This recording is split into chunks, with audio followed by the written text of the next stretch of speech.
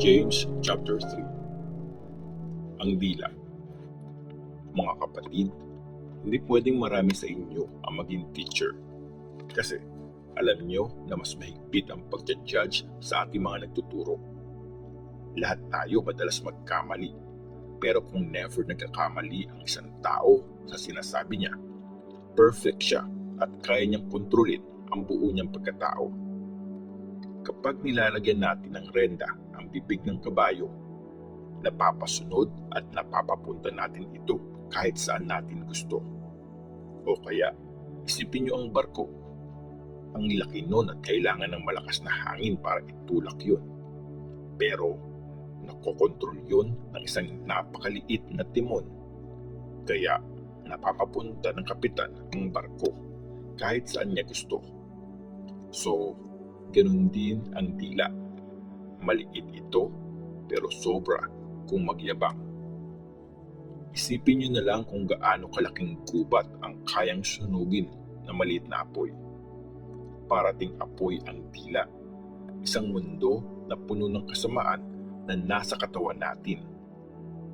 Tinudumihan nito ang buo nating pagkatao. Galing sa impyerno ang apoy nito at sinusunog nito ang buong buhay natin. Kayang paamuhin at napaamo na nga ng tao ang lahat ng mga mababangis na hayop, mga ibon, mga hayop na gumagapang, at mga isda. Pero wala pang nakapagpaamo sa dila. Masama ito at hindi makontrol. Puno ng nakakamatay na lason. Ginagamit natin ito para magpasalamat sa ating Panginoon at Ama.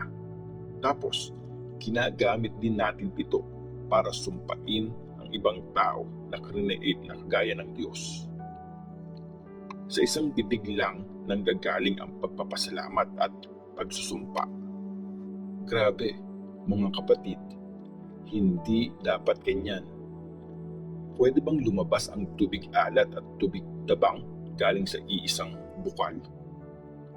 Mga kapatid, ang fig tree, hindi ito pwedeng magbunga ng olives. Ang puno ng ubas, hindi pwedeng magbunga ng figs. Lalong hindi pwedeng parehas na lumabas ang tubig alat at tubig tabang sa iisang bukal. Ang karunungan galing sa Diyos. Meron ba sa inyong matalino at nakakaintindi? Patunayan nyo yan sa mabuti nyong pamumuhay.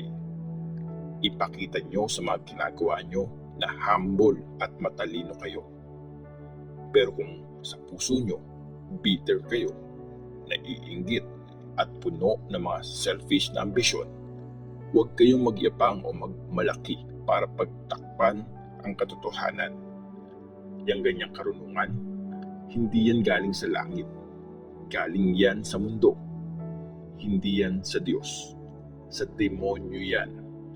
Kasi kung saan may inggitan at pansariling ambisyon, nandun ang gulo at lahat ng klase ng masamang gawain.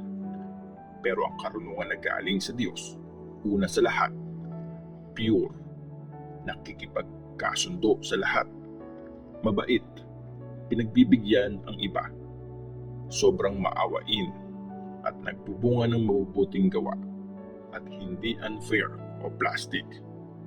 Hustisya ang aanihin ng taong nagtatanim ng kapayapaan.